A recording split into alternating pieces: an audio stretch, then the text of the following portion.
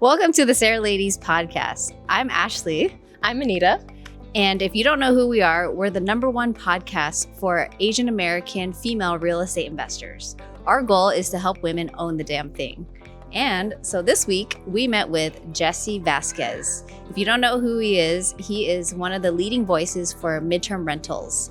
And we had the opportunity to sit down with him in his beautiful home in Modesto, California, and talk about his journey through midterm rentals. And we also talked about his midterm rental summit, which is in its 4th year and going to be June 4th through June 6th of 2026.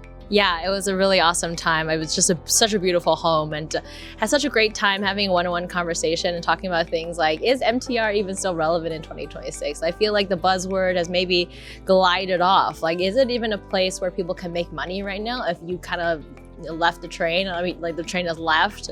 Are you able to make money right now? We also really asked really pointed questions like, how much did you make at your highest point? And what kind of markets are good for MTR? What are not? What are places that are great for MTR? What kind of personalities are good or not? And so that was like one of my favorite pieces of the conversation. Yeah, and he even talked about just like the strategies within it. So like he talked about this reverse arbitrage strategy, which was crazy, and I'm still mind blown by it. And then he even talked about just some of the relationships. So he found his Christina, which he'll talk about, and that Christina relationship produced him over $2 million in returns. Yeah, and I love the aspect of, we talk a lot about diversity because our goal is to get more people that look like us in real estate. And he is Mexican American, and how his heritage has shaped the way that he does business. Yeah, and I feel like the Hispanic heritage and the Asian heritage is very aligned, and how we do business, and we put other people first, and it's relationship and doing servitude first. And he talks a lot about that in the conversation as well. Yes. Well, without further ado, let's get into the episode. Welcome to the SARE Ladies Podcast. This is where Asian American Pacific Islander women carve out their own space in real estate and shake up the status quo. Join your hosts, Anita Wong and Ashley Cow, as they dive deep into bold strategies, personal growth, and everything it takes to own it.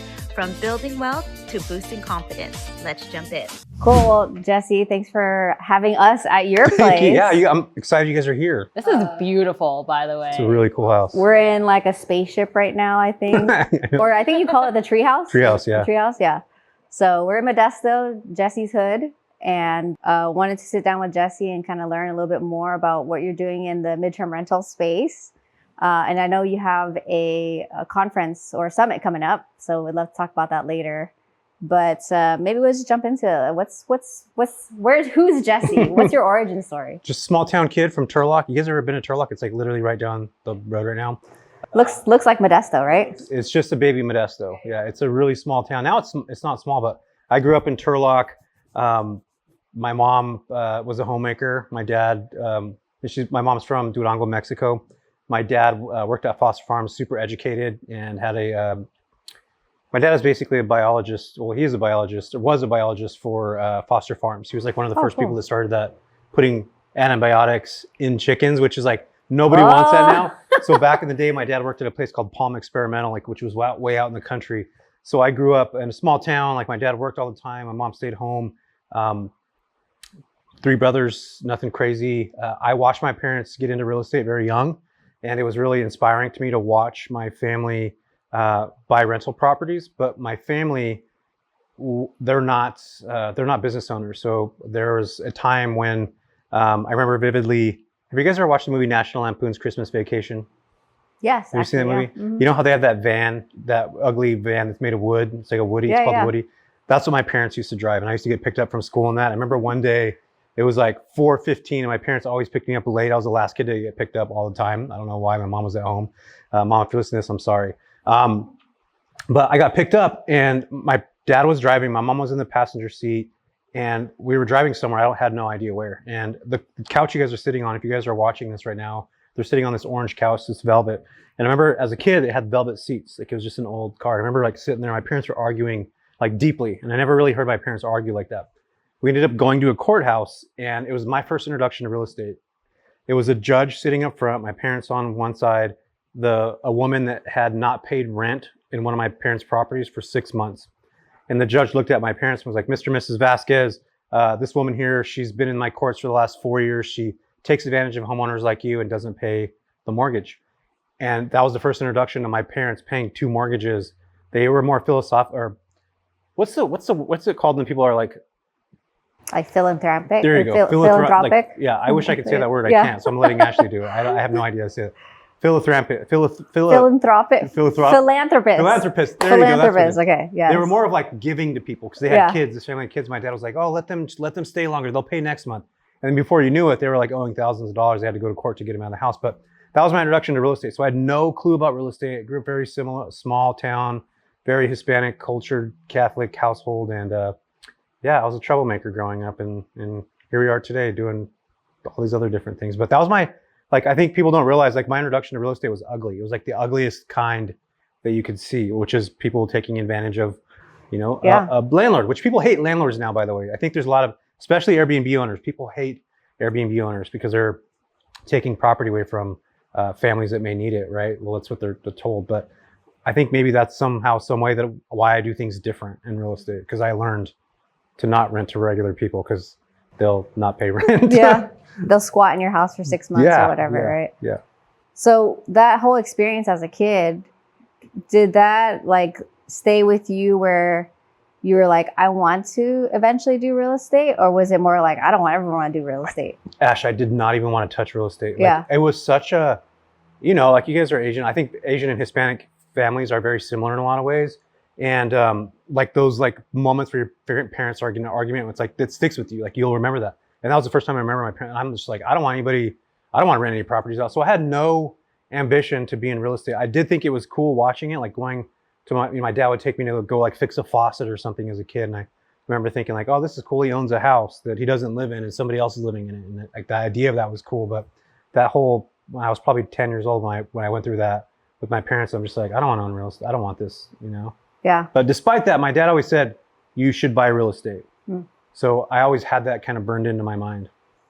Okay. So then what did you go on and do it then? If you didn't want to do real estate at the time, what did you kind of imagine yourself doing? So I'll tell you guys a story about, in 2015, I bought my first property. And I bought it because I met a travel nurse who was working right here at Doctor's Medical Center. I worked in healthcare for 18 years. And my job was a business development manager, which is like a fancy way of saying sales rep.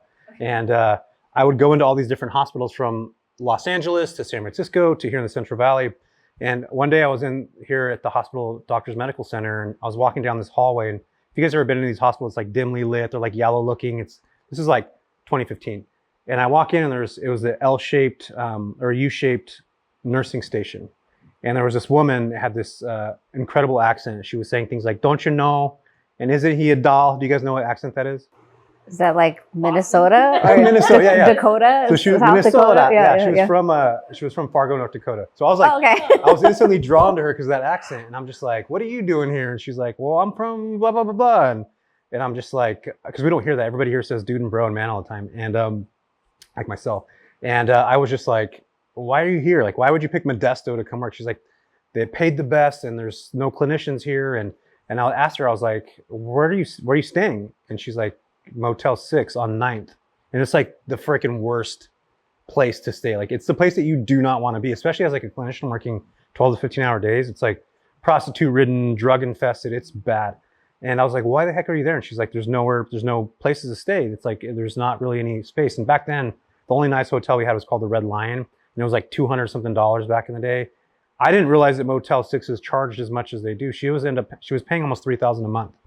My brother just bought a house 3 months ago prior to this incident, and his mortgage payment was $1,200 plus $300 for insurance. So $1,500 a month payment to buy a property. And I'm just like, dude, this woman's paying almost $3,000 to stay in this hotel, and I could go buy a house like my brother did and literally put somebody in it and make money. So like, it was this light bulb moment that went off for me. I'm just like, I had no idea real estate, didn't care, but I just saw, like, my mind went like this, flipped into this moment. I would see all these nurses everywhere and how they were coming from other places and they all needed somewhere to stay.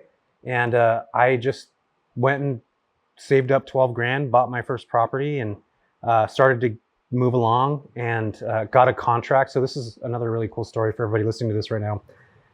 Barbara had told me that if I talked to the HR department in the hospital, that I'd probably be able to get a contract because they needed people to stay there. And I want to give everybody a context to this, that if I didn't actually do what I'm going to talk to you guys about now, I wouldn't be here talking to you. Like, I just wouldn't. And these little tiny moments will define like the individual person's life to a certain degree. I went down to the first floor of the hospital that day after I met Barbara with a cool accent.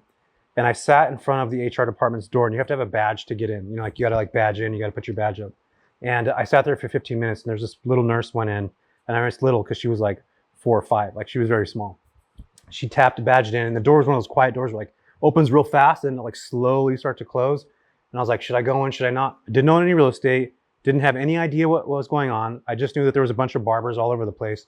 And literally right before, probably 8 inches before the door shuts, I'm just like, fuck it, I'm gonna do it. And I stuck my foot in the door. And then I opened it, obviously, and I went and I talked to this woman named Misty. She had this big giant pencil. You know when you're a kid, how you have teachers have their pencils name? Her name was Misty. It was just plastered on her desk. And I went up to her and I was just like, hey, I just talked to Barbara on the 3rd floor. And she told me that she's a travel nurse and she's staying in a crappy hotel. Do you guys need housing for clinicians? And she's like, we've been looking for homeowners that have properties for quite some time. And unfortunately in this area, there's not people that are specific to this type of homeowner. Like we might only need 90 days and homeowners don't want to do that. And that's when I was just like, I'm going to go freaking buy a house. I'm going to get this contract. And that one moment right there, like didn't have any clue, no idea, just saw a concept, stuck my foot in the door. Like I seriously wouldn't be here with you guys. Like nothing would have ever started if I wouldn't have put myself in a scenario where I didn't know what was going to be the result. And I didn't know, I just was asking questions. I think that's such an important process of anybody's growth, is just like ask a question and show up. Like even if a door's shut or you can't get in, like wait for somebody to go in and then sneak in. You know what I mean? Like, but that's kind of like the whole story, like the origination of how I got into this space in the first place. Wow. Okay. And so so you didn't own any property at that time. Nothing. You're like, I'm just going to go in, and if they say yes, I'm going to go buy a house. Yeah. That's what happened. That's Is that crazy? That's wild, huh?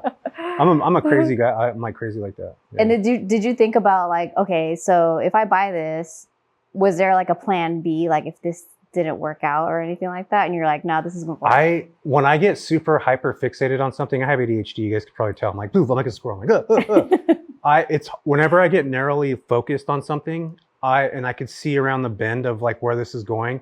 I just saw that there were so many clinicians coming here. I would hear doctors talking about how there's so many high acuity patients in the Central Valley because like the dust and all the crap that's here and just sick people here. There was never enough clinicians to meet the demand for patients.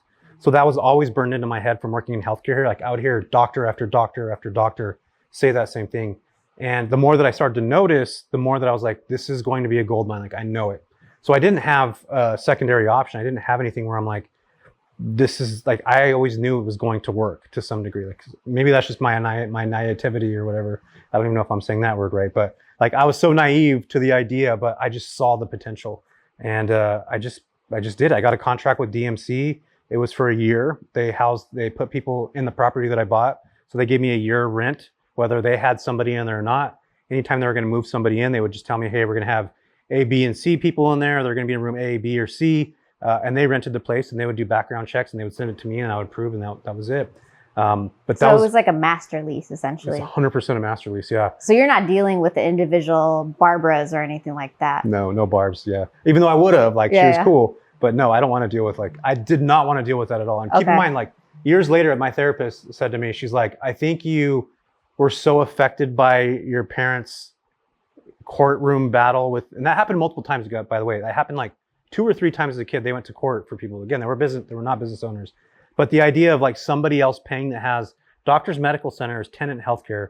They're global, they're massive, they're worth billions of dollars. Like they're not going to default on a payment. So I think intuitively or subconsciously, like my brain was like, let's get into real estate, but we're going to be backed by a corporation or a company that's worth thousands of dollars. So you don't have to go through that same degree that your parents did. Right. And again, my parents were not business owners. They were like, philanthropists. Yeah, exactly. They were like, yeah, come stay here for free. We'll figure it out. They did that year after year, like over and over. And I'm just like, and they ended up selling, like losing property, not losing, but like selling them because they didn't operate it the right. They didn't pass off to property management. They just tried to figure it out on their own and it didn't work for them. And that happens to a lot of people in real estate. You guys know people that started in 2020 and they're not doing it anymore now. Yeah. It's hard. And I think a lot of people don't necessarily talk about that difficulty that comes through it. Yeah. But, So did it work? Yeah. It worked, but there's another caveat to this, which is an entire story. So my dad was diagnosed with stage 4 cancer in 2017. And I don't want to choke up about talking about this, but I probably will. So my dad got cancer in May of 2017. I already had, I don't know, probably 2 properties. And from May to August, my dad started to change. My dad was super like, save as much money as you can. Don't do this. Like, he worked at a job that he hated. He worked at Foster Farms for like 30 something years. He hated that job. He was working with chickens all the time, pumping them full of antibiotics. Like, so I watched this as a kid, my dad being away, not being present because he worked so many hours, like being gone. And then the second that he was diagnosed, he was like, I want to spend money, which was opposite of everything he's ever done. I want to go on vacation. I want to go buy a Corvette. I want to like do all these things. I'm getting goosebumps talking about it. You guys see these right now? Crazy. I'm getting goosebumps talking about this because that moment changed the way that I actually looked at stuff, where I'm like, I don't want to sit here working in a healthcare job that I'm not fulfilled with, that I don't really care about that much, that, yeah, I'm helping people to a certain degree, but it's not fulfilling in a way. And like, I was doing well. Like, I'll be honest, you guys, I was making $200,000 a year in the Central Valley. Like, that's amazing. That's pretty freaking good money. Like, and I didn't graduate high school. Like, so a non-graduate making $200,000 a year, like, yeah, I won the lotto already, right? When it comes, so my family was like, you're stupid. Don't go buy a house. You're going to be bankrupt. That's the worst thing you could do. Like, they were terrified because our cultures will tell us, go get a job, work your way up, get the 9 to 5, and then build up into a manager level and just stay put, keep your mouth shut, do your job. That's what our cultures tell us to do, especially in the Hispanic culture. So that's what all I've known. And they were just like, why would you do that? But when my dad was diagnosed, I started to realize that he wasn't happy. He wasn't. And when he knew that he had a certain amount of months to live, the entire way that he looked at stuff was like out the window. Crazy. So for me, I started to realize, like, I want to build something more than that's present now. In fact, I had somebody tell me the other day that I don't live in reality. Like, they were like, you don't live in reality. Like, you don't understand what's happening in the world. You don't see that people are starving and doing these things. Like, of course I do. But back then, like my dad, I wanted to build something so much that I didn't have to live in the reality of what, because I was making $200,000 still living paycheck to paycheck. I went and bought the nice car. I bought the houses. I overstretched myself. I put myself in a space where I was like living paycheck to paycheck. And I know what it feels like to like have an overdraft fee and call the bank and try to reverse 10 overdraft fees. Like, I know what that feels like. That's the reality I didn't want to have. Like, I did not want to live like that. So I was like really upset when somebody told me that, because like I do know reality and I do understand it. But my dad's reality was exactly what we just talked about right now, where it's like living safe, being comfortable. And it really made me realize, like, I want to live outside of what traditional people would call like a safe space. Like, I want to do things that are difficult and scary and maybe overwhelming, but I wanted to build something that I don't have to necessarily work, which counterintuitive, I'm working more than I ever have in my life, but it's like, I get to decide that I'm not working for somebody. It's like for me, and I'm getting to supply housing for other people and giving them, like, there's just a lot of like stuff that comes from that, but I am working way more hard than I used to.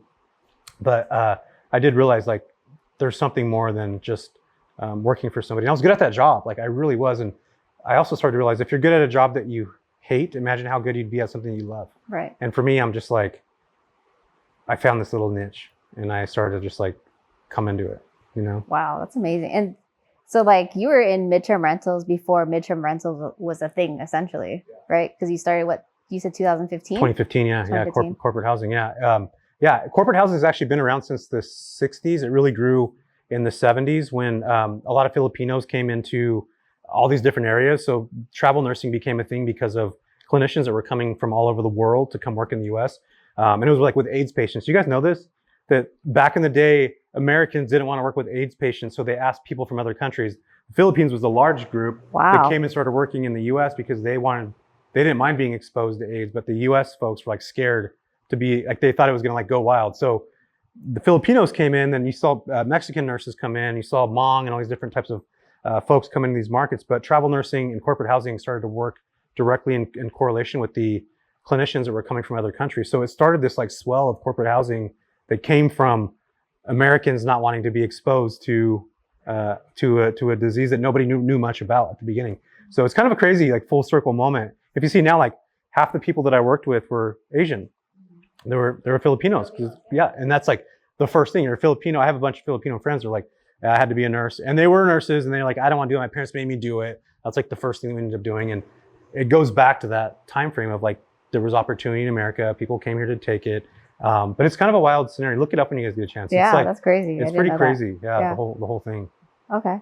So, I mean, so now you started in 2015 and then you were just building and adding to your portfolio primarily in Modesto? Yeah, Modesto, Merced, Fresno, Stockton. So Central Valley, because like this area, like I mentioned earlier, there's so many clinicians there's so many people that are sick here that there's not enough clinicians. And there's only several hospitals. This is another thing that I noticed, that there's only a couple schools that had clinicians that were actually when they graduated, 25 people a year would have clinician jobs. And I remember talking to Stan State University and they said out of the 25 people that graduated every year, 15 of them would go to another place to go work. So this area just never had enough clinicians. So that was kind of where I started in healthcare. It's evolved since then, but that was the first place that it started.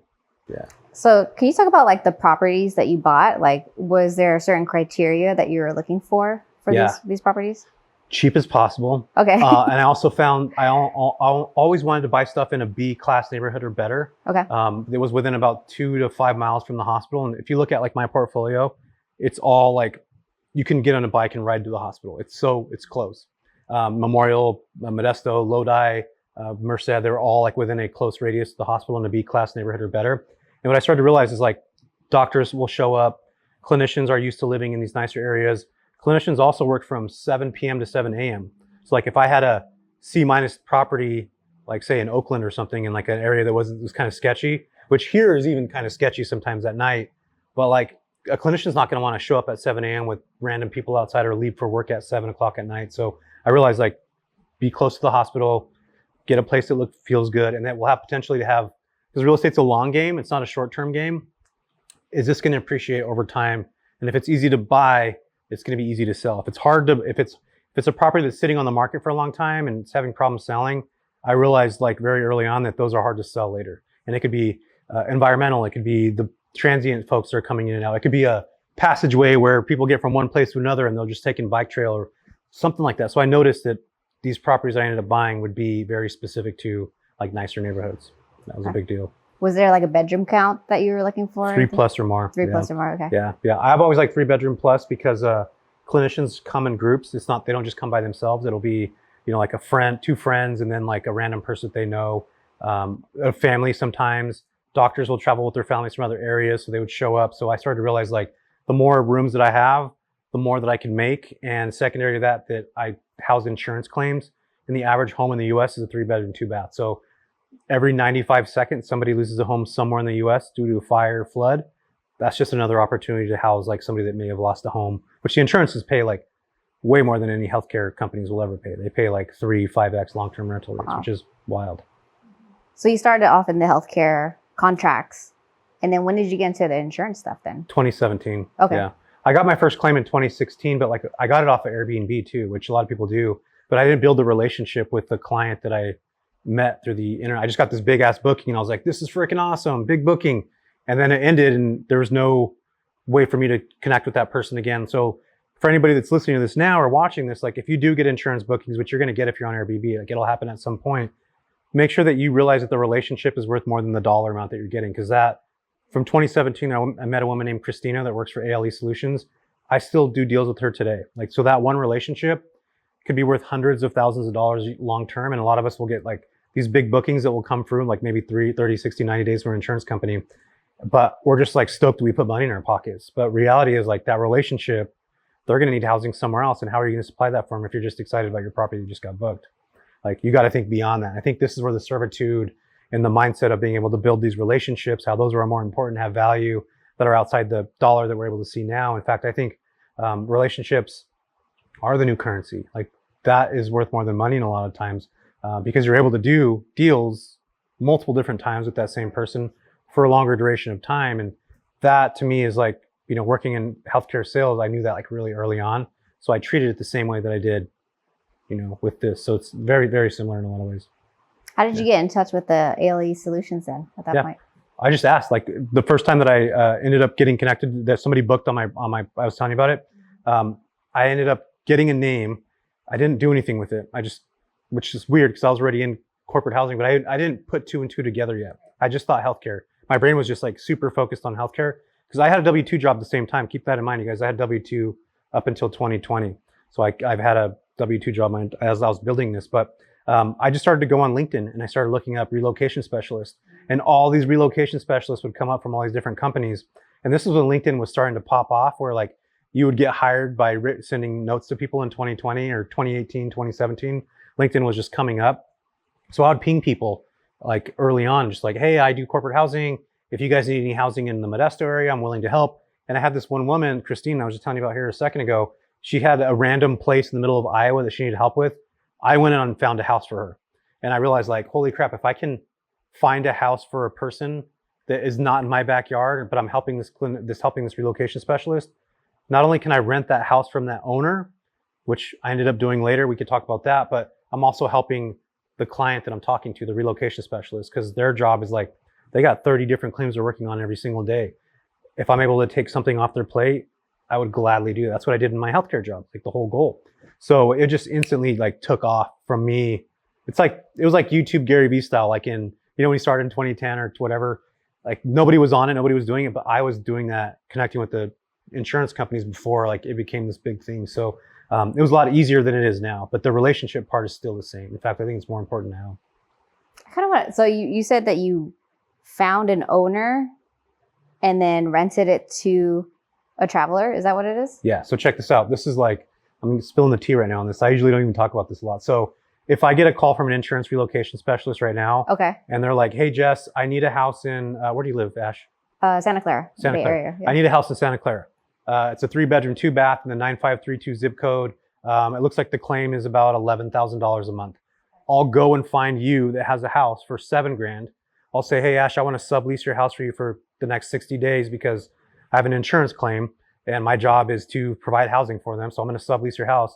And they're going to ask like, well, what do you do? Why are you like, this is weird. This sounds weird. I'm just going to rent it for what you have listed for. And then I'm going to sublease it to the insurance company for 11. So I'm making 8, 9, 10, 11. I'm making $4,000 for the duration of that loan or that lease. And these leases go like 3 months, 6 months, 9 months, 12 months. So imagine doing like 3 or 4 of these a month with 3,000 to 5,000 cash flow that you're getting. That's my 15 to 20K a month. So like the second I realized I can just lease somebody else's house. And you're arbitraging essentially, right? Exactly. Yeah. I'm just doing crazy. It's corporate housing. So like, yeah. I'm just like, dude, I don't need to own anything anymore. I can just like freaking do this stuff everywhere and I can build these different things and I'm helping the relocation specialist. I don't need to buy anything. And now I have students that are doing, there's a guy, I don't know if you guys know Ruben Garcia. He's in Southern California. That guy's doing $150,000 a month right now. Just doing we call it all reverse arbitrage. You guys know David Kaminsky. Like David was one of my students too. Yeah. David's doing like crazy amounts of stuff like this as well. And I just don't think that people realize like, if you do this correctly and you're able to really provide a service for people, the margins in this supersede any purchase of any property. And like, that's how what you make on this is how you go buy the deal, like how you go buy property. So I look at it like wholesaling. Essentially what you're doing is you're wholesaling a deal. You could sell it. I could sell it to you, Ash. I could say, you got a property. You don't want to sublease it to me, but I know this claim's $11,000. I'll go to you and say, hey, you want this or not? I'll rent it from you. If you say no, it might be the property that the family needs. I'll just ask for 10% of whatever that makes. And if it's a $10,000 deal, you're going to pay me $1,000. Of course you are. Because you're going to be like, dude, my place is going to be booked. And I'll take that. Like, yeah, of course I'm going to give you $1,000. So just because I'm not able to get the property doesn't mean that I can't still make a percentage of referral fee or placement fee or whatever I decide to call it. California is weird with this stuff. You got to call it certain things. You can't call it referral fee, but I'll still make that money every single month for the duration of the lease that you have. And it all comes from one thing. Wow. You guys know what that one thing is? The relationship I have. The original relationship. Yeah. Yeah. So that's what I mean. Like, there's just so much there's a lot. And that's something that AI cannot replace. Yes. You know what's crazy? I just created a program and I was talking to AI to help me put it together. AI didn't even know. I wish I could pull it up right now and show it. It was like, I have no idea what this is, and I gave it my entire thing. And it's like, I've never heard of this before. I've never used, like, I don't know how to help you frame this because I've never worked through this. So like AI didn't even know this whole entire process. Yeah. So it's kind of cool to like be able to talk about that and to be able to like educate people at the end of the day. And I do think it's one of those spaces where it could just one person that's doing this unethically to ruin it for everybody. Because these insurance companies, they'll start to pick it up and they eventually will go to a point where they're like, I don't want to deal with somebody that doesn't own the property. And I think in the next 10 years, maybe that might end up being a thing where they might not want to work with, somebody contracting or, wholesaling these deals. But I think now is really the time, because there's so many claims that are happening and there's not enough properties, and these relocation specialists, they really do need help. And as you talk to them, you'll realize more and more, like, they actually do need somebody to support what they're actually doing, because it's just hard. There's a lot of stuff going on. So there's a lot of potential, and I don't think people like fully realize the whole business side of this piece of the puzzle. It's a business. Yeah. And I feel like because MTR and short-term rentals are more popular now, you have more inventory to find as to arbitrage or whatever, right? Because there's a lot more inventory, but there's also, like, traditional landlords don't want to do this kind of stuff. They'd rather have a 12-month lease and be comfortable and happy, where a lot of times the relocation specialists have to try to talk a family that owns a rental to try to get them to do this, because there's just not enough properties. Like, there really isn't. But yeah, you're right. There's a lot. The market's becoming a lot more mature, and a lot more people are starting to realize, like, they can do this with their homes. So it's becoming more popular. Smart money institutional capital like Hyatt Hotels, Marriott, guess what they have now? They just started doing this year. They've created and built like 3-bedroom, 2-bath houses with kitchens and kitchenettes and all this stuff. They're capturing the travel, like digital nomads and families that lose their home and do a flood and a fire, because they have to go into a hotel. So if they have a hotel that feels like a home, like, they're getting involved in it. In fact, they BlackRock bought Extended Stay Hotel back in 2021. The Extended Stay Hotel is the biggest corporate housing contractor housing space in the entire U.S. So, like, when you see institutional capital and smart money getting involved with this, like, you are now onto something before the general public catches on. So for me, it's like, that was 2021 I talked about that. And here we are at 2026, and now everybody's starting to realize that. You have the big institutional capitals coming in.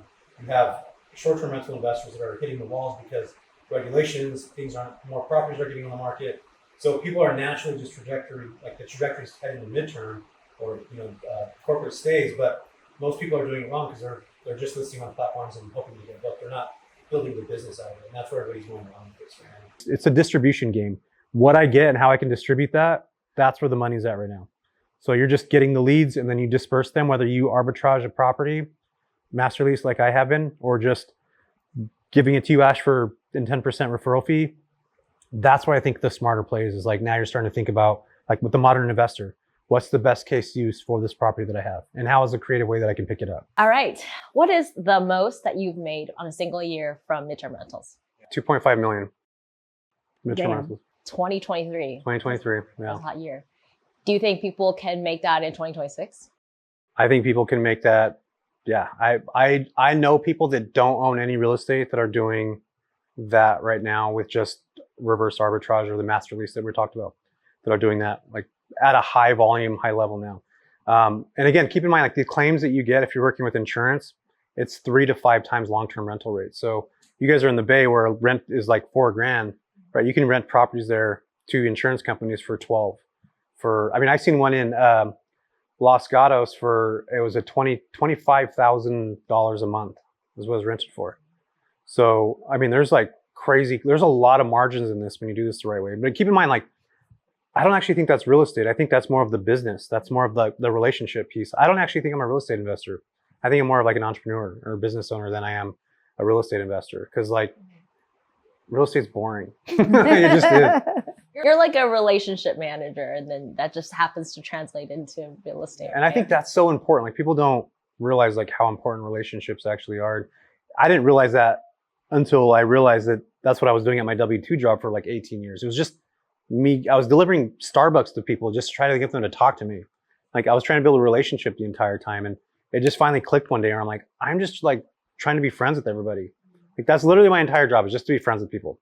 And I think nowadays it's people don't want to be friends with everybody anymore, but there's a way to connect. And as long as you're able to help somebody or build service, like have a service connection with them to some degree, of course you're going to be able to do something, So for me, it's like, how can I actually be of service? How can I be useful? How can I be, with this place, Ash, like, coming here, let's record here. Like, this is me connecting with you. There may be something down the line at some point where I might call you and be like, Ash, what properties you got somewhere? So, like, for me, it's like every interaction is like, how are we going to be useful? How am I going to be able to help you?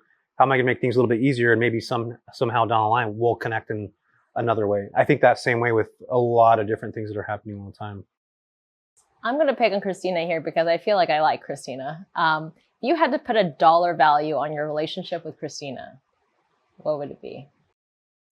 It's probably over 2 million. 2 million. Yeah. Keep in mind, that's been 9 years. 9 years. I want to put, someone who wants to meet their next Christina. What does Christina want from them? She wants somebody that's going to be reliable and quick. Like, so if she called me right now, in the next 30 minutes, I would send her 3 or 4 different properties that have exactly the criteria she's looking for.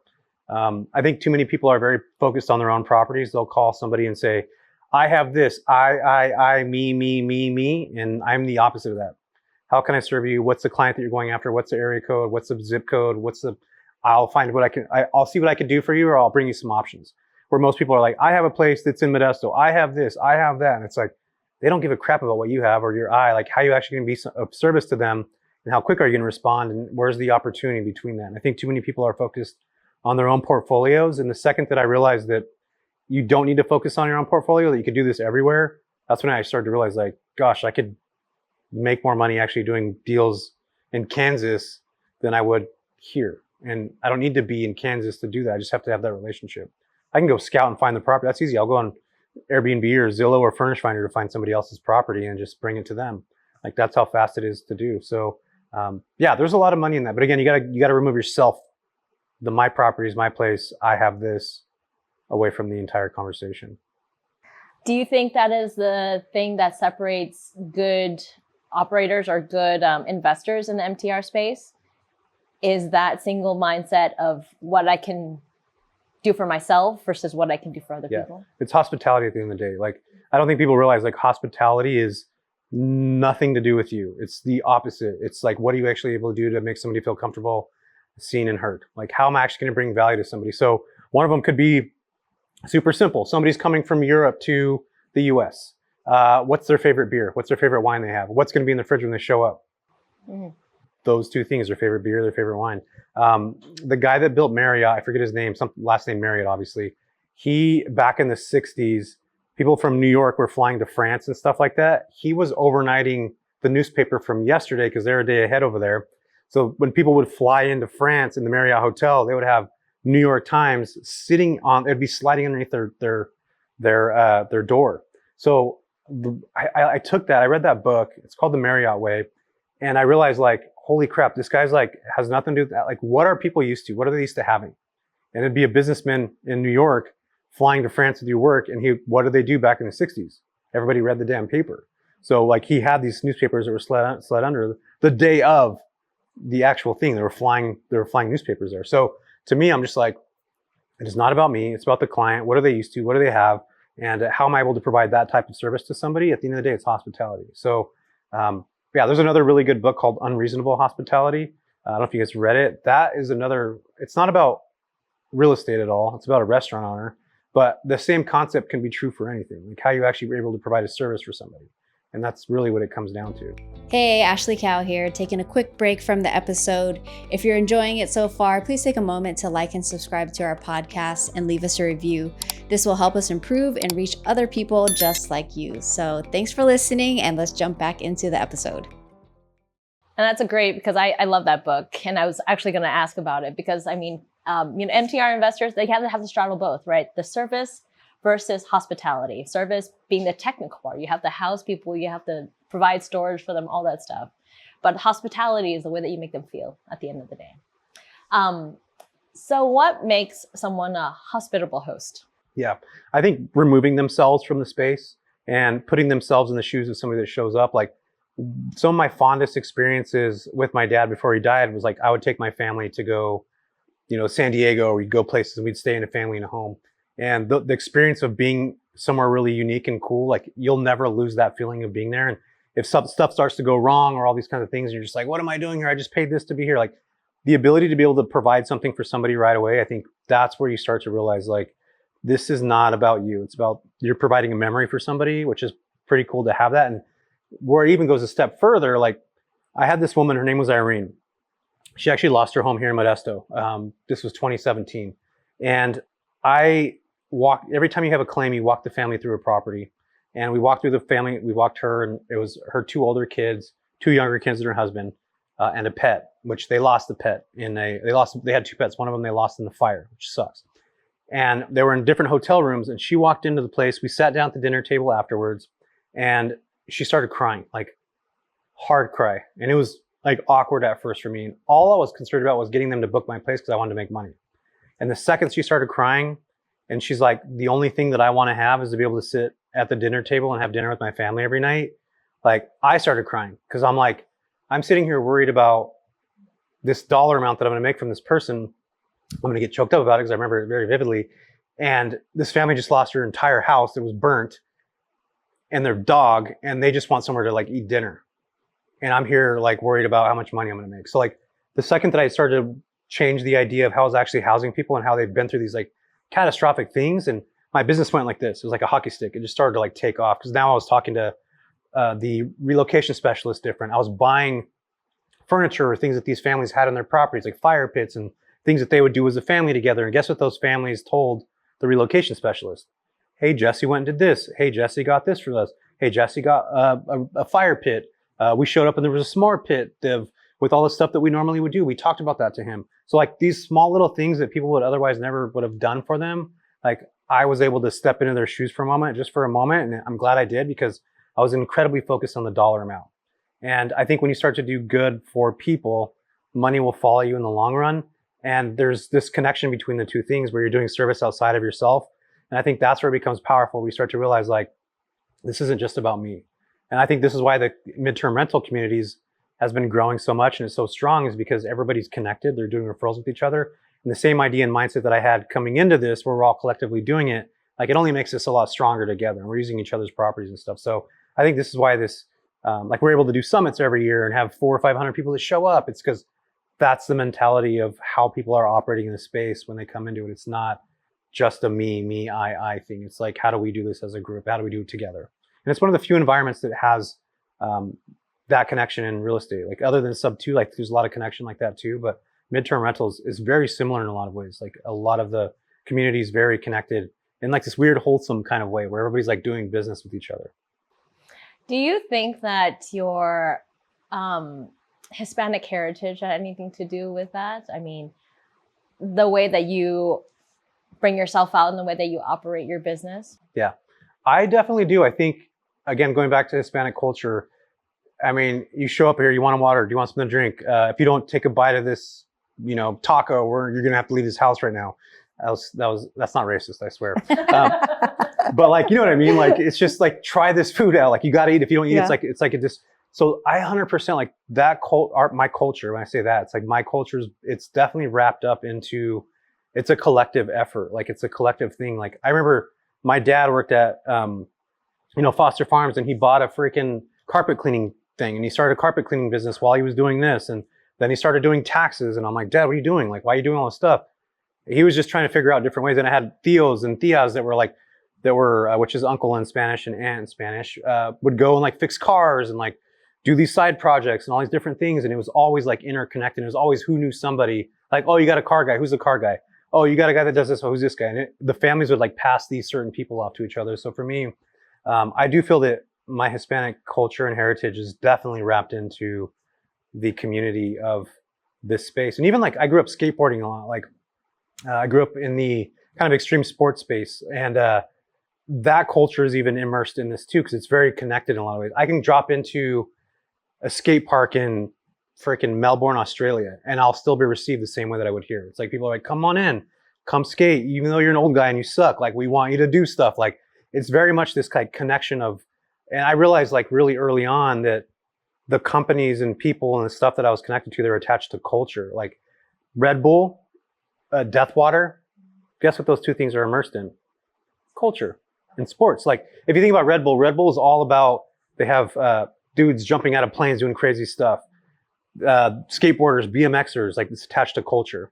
And that's why that place grew so much. And then Deathwater, same thing. They went to, Steph was telling me about this a while back, like these guys were going to concerts, and like the people that were like Post Malone and stuff would spill out beer and pour water into it. And I wanted to look cool drinking water. And they created Deathwater. So like artists could look cool drinking something, and it's created. And then it got into skateboarding, and then it got into BMX, and it's like, I've looked at all these brands, and I was always like, they've connected culture and community into this thing, and that's why they've grown so much. They don't even talk about their drinks. Like, they don't even talk about the water. It's always about the culture of the things that are happening. So for me, very early on, which I knew nothing about marketing, you guys, like, I started to realize, like, we need to have community. Like, there's got to be community somewhere, and it's got to be attached somehow.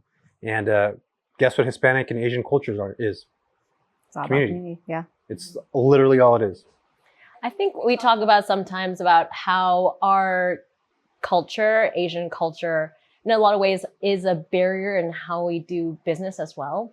I feel like my parents, and I've heard a lot of stories from different Asian communities where they would, stash money underneath like the sofas or not, they all pay, Asians pay everything in cash. They pay for the entire house in cash. Right. And I think that we talk about like how, there's a history in America about how Chinese people were barred from purchasing property. And so they never trusted banks.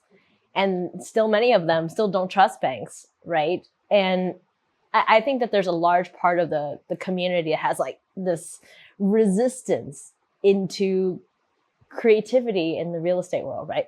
Sub 2. I don't even know that I could explain like a sub 2 to my family, to my mom, and be like, okay, because they're still hanging on to the very traditional old school, stuff. yeah. Still old school. Like, are you sure we should not just buy a single family? I'm like, look, you can buy a lot more units now, but that's a lot of, So how do you deal with, I guess, whatever the barrier is on the Hispanic side? I think it's very similar to what you just talked about right now. So my family, the culture has always been, like I mentioned earlier, like, do what's safe and narrow. Do where you're gonna be able to build something over time, where you're not gonna throw everything on the line for a potential offer. Like the thought of entrepreneurship, just doing that alone, to my family was like freaking wild. They're like, why would you do that? You're gonna lose everything. Somebody's gonna sue you. And guess what happens? Like later on, you do get sued and you do all that. Like they were right about some stuff, but also you got to think about how they showed up. Like my mom came here at the age of 18, not knowing the language, learning how to pick up the language, learning how to work a normal job to build the way into it. So their entire lives are built around what we're actually like that type of living. So like go back to your 18 to like 30, you were raised in a certain way. Like they came here with nothing. Like my mom came here with zero, like nothing at all. Then my dad who lived here, but that mentality still runs through. So like I know how my mom was raised. I understand it. And I also understand, and I've been able to adapt to the culture that is nowadays. And I think that being able to have both of those is really, really important. I think a lot of families, and Ash, hopefully with your baby, you're able to give that culture that you still have. I think I've lost it with some of my kids. Like my kids, I feel like Hispanic culture is like 30, 40% in them. And when they go to my mom's and stuff, it'll 100% show up. But it's like this push and pull thing. But I do think that being able to go back and go against the grain and say, because I think the reality is like, especially Hispanic, we always want to take care of our family. You guys the same way too. Like Asian culture is like bring mom in, grandpa in, grandma in. Like they're part of the older folks they're not like tossed away. They're not forgotten about. They're very much the lifeblood of the actual family. And for me, I realized like that's just how they see things, but there's also another side of it. So I actually loved bringing that counter space to them and having them push back on it, because that made me realize that I'm actually on the right path, which it might sound kind of crazy, but just like your parents probably didn't like your music growing up. They were like, this crap is crap. What is this? Like, you're not supposed to see eye to eye. And if you do, what is it? What's missing there? Because again, they were raised completely different than you, and the standards of living have changed like dramatically. So I think I've been always aware of those two things, and I've been able to like lean into it, but I also realized like I had to stop caring and living up to what my parents wanted. Like I remember vividly the day I was like, I'm not doing what you guys want anymore. Like I'm going to be my own person. I was probably like 27 when I finally realized that. Like I'm not going to do what my parents want. I'm going to like live on my own way. 27. Like that's freaking crazy. Like I remember I was like looking at my rearview mirror, like driving past, like leaving my mom's house, like screw my parents. I'm going to do my own thing. And I could see their house like in the distance going away. But it was the moment that was like very defining for me, because I lived the way that my parents wanted me to live for that longest time. And I think it's very true in a lot of our culture. Like we're still trying to please our family to a certain degree, but at the end of the day, like, am I going to take this nursing job because my parents want me to? And is that going to be best for me? Am I going to change my life later? Like, is this something that I really actually want to do? And you see that a lot with our cultures. Like there are people that will do that and be like, I just did it because I had to. My parents told me to. And then all of a sudden they're 33 years old, redefining the way they're living. And there's still, I think that's still okay because you learn. But at some degree, like what if you did that and you're like 40, like my age now, 44, and you're like, fuck, I've been doing everything my parents wanted me to do for the longest time. Now I'm like finally going to do it for myself. There's a point where you got to rip those things apart and you got to like live in your own space. And I think it's important to recognize that. That was a long-winded answer to a short question. No, it was great. I think there's a lot of great like relationship with that, because I feel like, especially in the realm of real estate, because these assets are, you know, like it takes a lot of capital to get into this kind of space. So I think that sometimes you have to bring the entire family into, like, you can't just buy a home like this with just your own capital. I mean, just with your first job.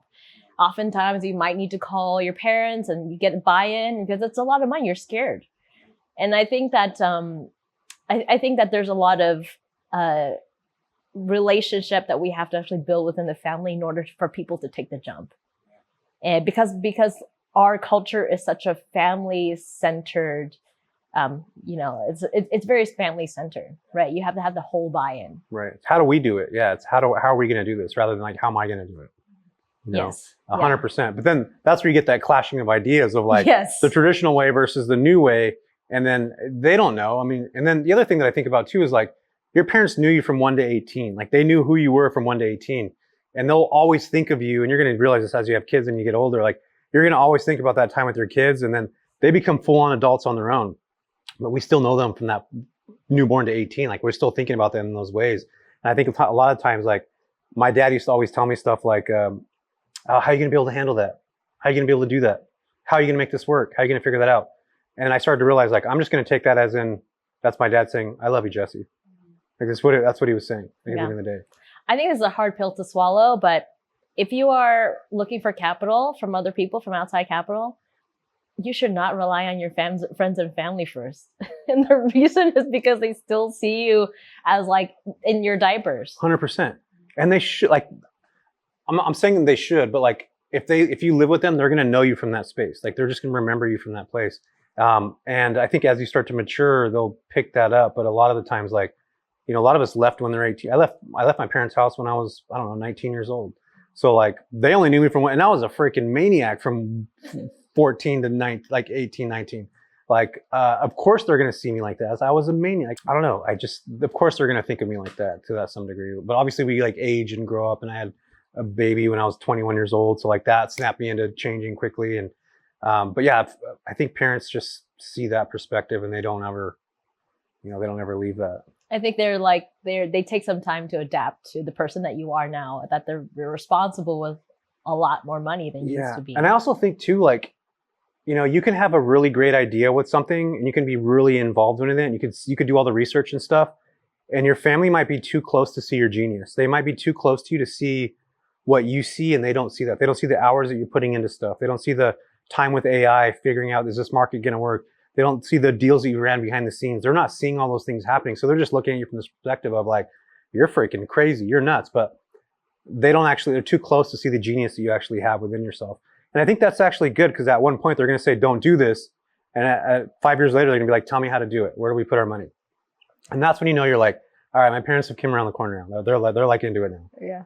Yeah, I think when my mom put the first dollar in my hand, I was like, oh, I think I've made it. Like, honestly, anyone else putting it in would not matter. I was like, when she first did it, I was like, things have changed. Things have changed. Did she like hold on to it and you were pulling it back and she was like, oh? Like, are you sure? She's like, yeah, a little bit. Yeah. It was really comfortable underneath my mattress. You yeah. know? Yeah, behind the painting on the wall. Yeah, I know what you're talking about. Exactly.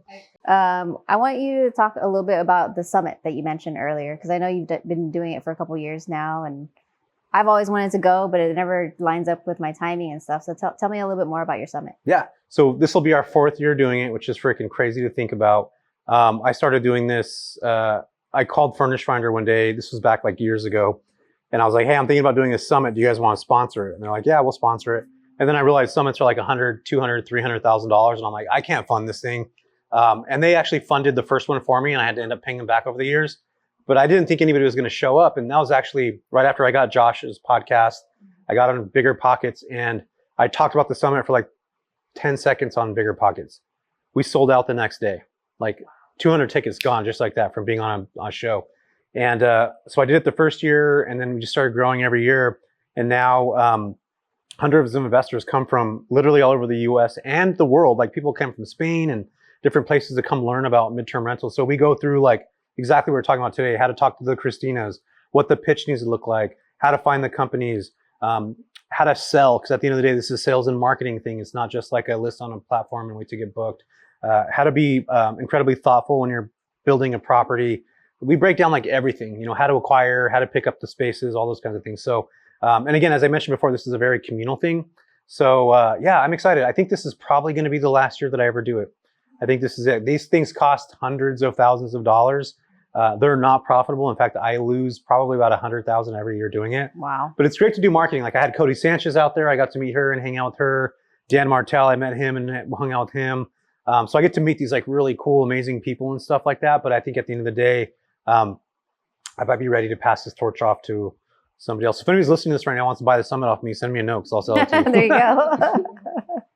Okay. Yeah. And then when is it? Yeah, it's June 4th through June 6th. So there's not very many tickets that we have left. So if you do want to get a ticket, head over to midtermrentalsummit.com. And if you want a deal, DM me the word BOGO and I'll hook you up with a buy one, get one. Nice. Yeah. Cool. Awesome. We have a couple of rapid fire questions. Let's do it. I love rapid fire. First question is, what is one thing that people don't know about you, or most people don't know about you? I'm a massive introvert, and it probably doesn't seem like it. It doesn't, huh? No, not at all. I'm such an introvert.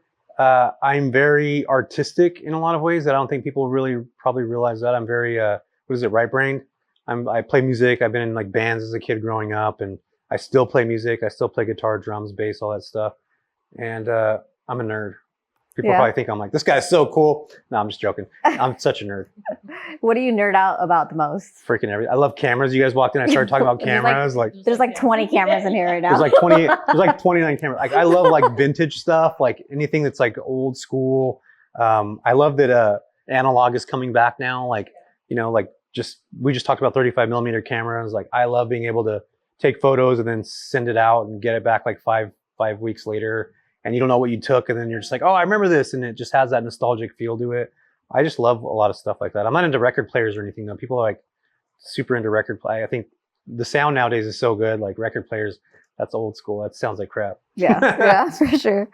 What is something that most midterm rental like influencers or gurus, I guess, teach, but it completely fails in real life? I think the ability of like being able to get a contract quickly is such a false statement. Like it's really hard. I would say that 1 out of 7 of the insurance claims that we get actually goes through because the family's got to be in a certain spot. If it's your property alone, they got to be within a certain mile. The family's got to have, the kids got to be going to the same school. It's in the same area. They got to walk the property and say like, this is where I want to be. There's so many different variabilities, and I don't think it's as easy as what people say, especially now. I think relationships are a lot more important than anything else. So I do think it's a lot more difficult to get these bookings right away. I think a lot of people talk about it being easy. It's not. It's very, very time consuming, and it's a business building thing where you might do this for 6 months and barely get one 6 months later, but it's like that repetitive, how long can I do this and sustain it? And that's usually when the good stuff comes, and when it's hard and you're figuring it out and you're wanting to give up, and then all of a sudden that one relationship shows up, and it's like the story where I put my foot in the door. It's like this one moment where you're like, I'm going to quit. And all of a sudden you don't. And a week later you get this thing and it just changes everything. Cool. I think that's like the episode. I feel like you're 8 inches from your future. Yeah. Yeah. You're 1 foot in, 1 foot away from your future. Okay. So for somebody who's thinking about getting into midterm rentals in 2026, what are like your top 3 tips for them? The first tip would be go to the Midterm Rental Summit that's happening on June 4th through 6th. The only reason I'm saying that is because proximity is power. If you're around people that have been doing what you want to do, that's the fastest way to learn. And the ability to steal my 10,000 hours or anybody else's, like you could sit in a conversation just like we are now and you'll get one nugget that can change the way you do everything. I would say do that. The second part I would say is start building a Rolodex of properties that aren't yours.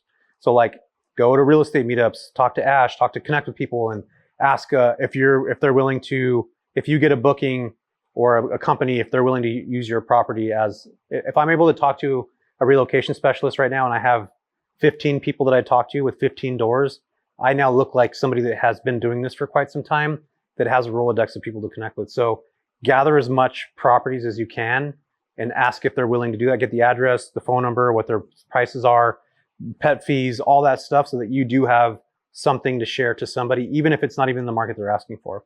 And the third thing I would say is think beyond what you're seeing right now. Like, think beyond and think big. Like, have this big vision. When I first started this off, I didn't think beyond what was happening in that moment. And I realize more and more now that if you have this big vision and you start to move and act in the way that you would if you had 20 doors, those opportunities for 20 doors will show up to you because you're doing the steps to be in the space for those things to happen.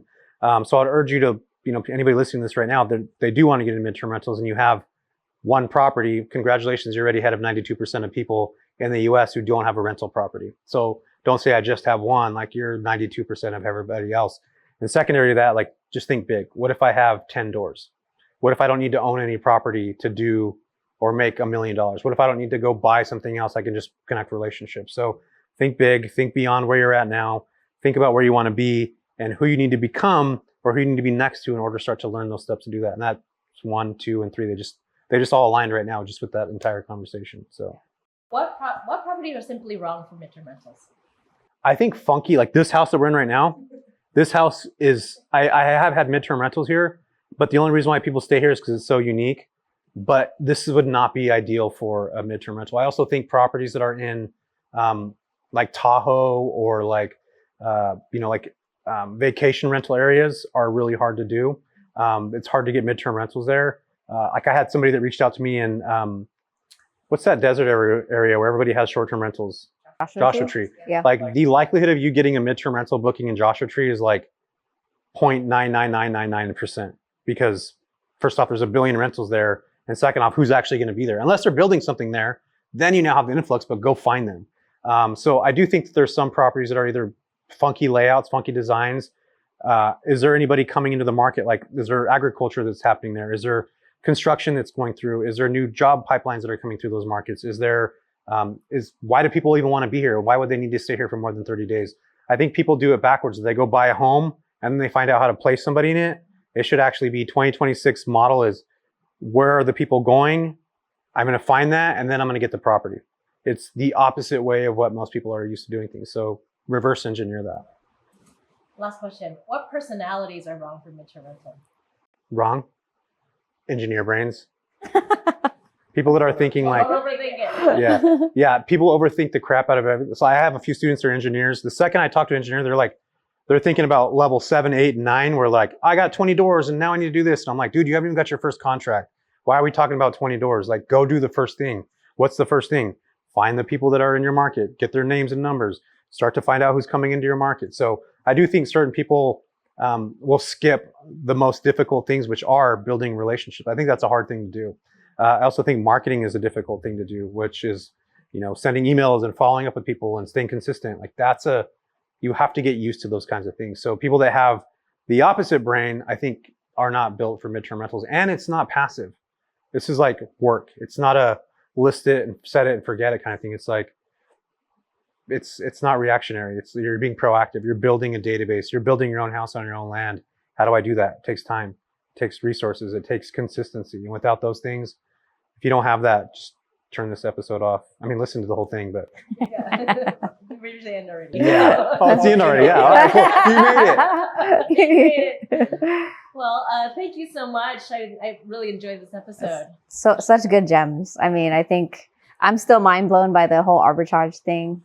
And that camera's like, I'm done, dude. The camera's like, I'm out here already. But yeah, appreciate your time, Jesse. And yeah, no problem. Appreciate you welcoming us into your home and stuff. Yeah, thanks for being here. It's awesome. Hopefully you guys enjoyed it. Yeah. And congratulations again. Yeah. I'm excited for you. Thank you. All right, thank you. Cool. Thanks for tuning in to this episode of the SARE Ladies Podcast. If you enjoyed the conversation, make sure to follow, share, and leave us a review. It helps more women in real estate find this community. And don't forget to connect with us at sareladies.com for more resources, stories, and support on your investing journey. Until next time, keep building, keep learning, and keep breaking barriers.